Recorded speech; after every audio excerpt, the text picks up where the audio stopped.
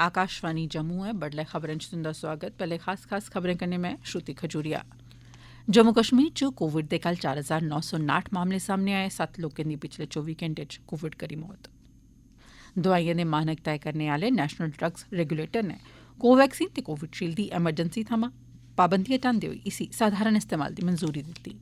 प्रधानमंत्री नरेंद्र मोदी होरें भारत ते मध्य एशिया बश्कार मते साथ सहयोग पर जोर दित्ता ते प्रधानमंत्री होर औंदे ऐतवारें मन की बात कार्यक्रम राएं अपने विचार लोकें कन्नै सांझा करङन। एह् कार्यक्रम इस बारी बडलै 11:30 बजे प्रसारित कीता जाग। खबरें दी तफसील थमां पैह्ले इक अपील। मुल्ख दे केईं हिस्सें च कोविड-19 दे मामले तेजिया कन्नै बधा'रदे न। इसलेई अस अपने श्रोताएं गी अपील करने आं जो सौह्गा रौह्न ते पूरी चाल्ली टीका लोआई लैन ते कन्नै गै 15 कोला लेइयै 18 ब'रें तोड़ी दी बच्चें सने होरनें लोकें दी टीकाकरण च मदद करन।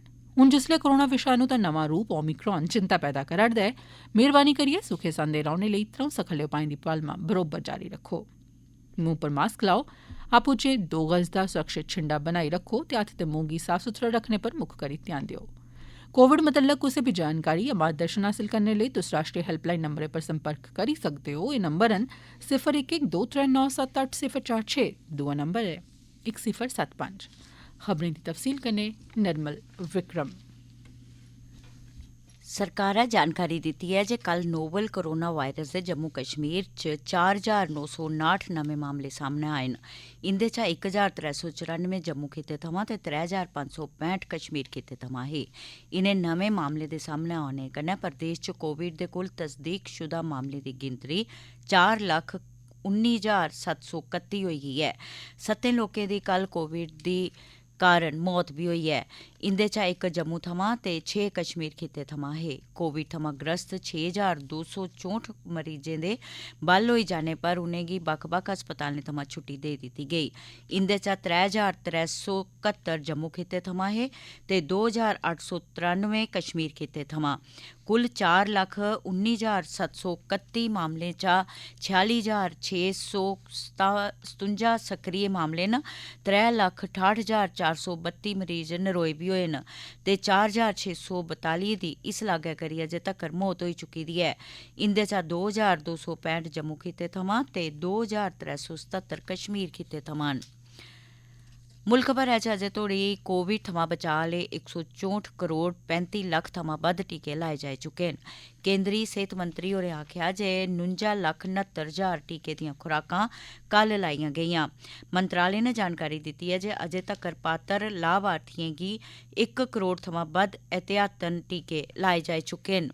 केंद्री सेहत ते परिवार कल्याण मंत्री डॉ मनसुख मांडविया होरें इस उपलब्धि लेई सब्भनें गी मुबारकबाद दित्ती ऐ। उनें आखेआ जे भारत नै कोरोना थमां बचाऽ आह्ले टीकें दी पैह्ली खुराक अपनी 95% पात्र आबादी गी देई दित्ती ऐ। सेहत मंत्री मनसुख मांडविया होरें आखेआ जे दोआइयें दे मानक निर्धारत करने आह्ले केंद्री संगठन central drugs standard control organisation नै कोवैक्सीन ते कोविशील्ड दी बालियें च एमरजेंसी बरतून थमां पाबंदी हटांदे होई एह्दे इस्तेमाल दी सधारण इजाजत देई दित्ती ऐ, पर किश शर्तां जारी रौह्ङन। उनें आखेआ जे इनें शर्तें च कोविन प्लेटफार्म च पंजीकरण कराना ते छमाही आधार उप्पर सुरक्षा सरबंधी आंकड़े जमा कराना शामल ऐ। प्रधानमंत्री नरेंद्र मोदी होरें कल आखेआ जे भारत आस्तै मध्य एशिया दा खेतर इक संगठित ते स्थिर गुआंढी दे नजरिये कन्नै काफी अहमियत रखदा ऐ। पिछले 3 दहाकें च भारत नै अपने इनें सहयोगी देशें कन्नै दपक्खी सरबंधें च केईं कामयाबियां हासल कीतियां न। प्रधानमंत्री होरें कल मध्य एशिया सम्मेलन दी पैह्ली बैठक गी वर्चुअल तरीके कन्नै संबोधित कीता। अपने उद्घाटनी भाषण च मोदी होरें आखेआ जे खेतरीय सुरक्षा आस्तै सब्भनें दियां चैंतां ते उद्देश्य इक्कै जनेह् न ते अफगानिस्तान च होआ'रदी घटनाएं उप्पर सारें दी चैंता बरोबर बनी दी ऐ। इसलेई इस सरबंधा च आपूं चें दी खेतरीय सुरक्षा ते स्थिरता होर बी महत्वपूर्ण होई गेई ऐ। एह्दे च समृद्धि आस्तै भारत ते मध्य एशिया बश्कार सहयोग गी इक ढांचागत रूप देना पैह्ला मकसद ऐ, तां जे बक्ख-बक्ख स्तरें उप्पर लगातार गल्लबात दी रूपरेखा त्यार होई सकै ते दूआ मकसद इक महत्वाकांक्षी रोड मैप त्यार करना ऐ। उनें आखेआ जे भारत नै मध्य एशियाई देशें कन्नै राजनयिक सरबंधें दे 30 सार्थक ब'रे पूरे करी लैते न। शिखर सम्मेलन च कजाकिस्तान, किर्गिज गणराज्य, तजाकिस्तान, तुर्कमेनिस्तान ते उज्बेकिस्तान दे राष्ट्रपतियें हिस्सा लैता। पुंछ दे डिप्टी कमिशनर इंद्रजीत होरें कल जिले च बिजली सप्लाई दी स्थिति दा जायजा लैता ते मुतलका अफसरें गी हिदायत दित्ती जे उपभोक्ताएं गी नियमित बिजली सप्लाई यकीनी बनाई जा। राजौरी ते पुंछ दे एग्जीक्यूटिव इंजीनियर मकबूल चौधरी होरें दस्सेआ जे प्रधानमंत्री DPR स्कीम तैह्त 91 ते DDU-GAY स्कीम तैह्त 85 ट्रांसफार्मर 2021-2022 ब'रे च जारी कीते गे न, जिंदे चा 156 गी लाई दित्ता गेआ ऐ। उनें भरोसा दोआया जे बकाया ट्रांसफार्मरें गी बी मार्च दे खीरै तोड़ी लाई दित्ता जाग। एह्दे अलावा उनें रिसीविंग स्टेशनें पर चला'रदी पेशरफ्त उप्पर निगरानी रखने, DC दफ्तरै च रिपोर्ट जमा कराने ते उपभोक्ताएं दी शकैतें सरबंधी इक डायरी बी लाने दियां हिदायतां दित्तियां। राजौरी दे अतिरिक्त जिला विकास कमिशनर पवन कुमार होरें कल कंथोल ते त्रांबली सने कोट रानका उप डिवीजन दे दूर दरेडे इलाकें दा दौरा लाया ते उत्थै लोकें दिएं दिक्कतें परेशानिएं गी सुनेआ। उंदे कन्नै मौके पर बुद्धल ओल्ड ए दे BDO दे अध्यक्ष जावेद इकबाल चौधरी, जिले दे SBO वकील अहमद भट्ट हुंदे अलावा कोट रानका दे BDO ते होर दुए अधिकारी बी मौजूद हे। उंदे सामने लोकें ते उंदे नुमाइंदें सड़कें उप्पर लुक्क पाने, स्कूलें दा स्तर बधाने, बेहतर सेहत सुविधा उपलब्ध कराने ते सरकारी स्कूलें च अमले दी स्थिति वगैरा दिक्खने जनेह् केईं मुद्दे रखे। अतिरिक्त जिला विकास कमिशनर होरें लोकें दी मंगें गी बड़े ध्याना कन्नै सुनेआ ते उंदी जायज मंगें दा तौले नबेड़ा करने दा भरोसा दोआया।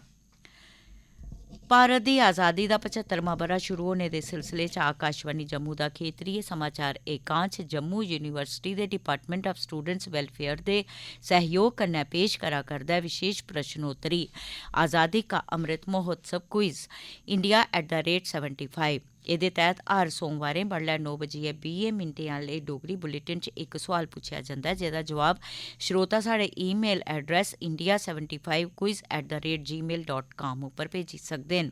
स्हेई जवाब भेजने आह्ले जेतुएं दे नांऽ ताल दी पर्ची राहें कीती जंदी ऐ।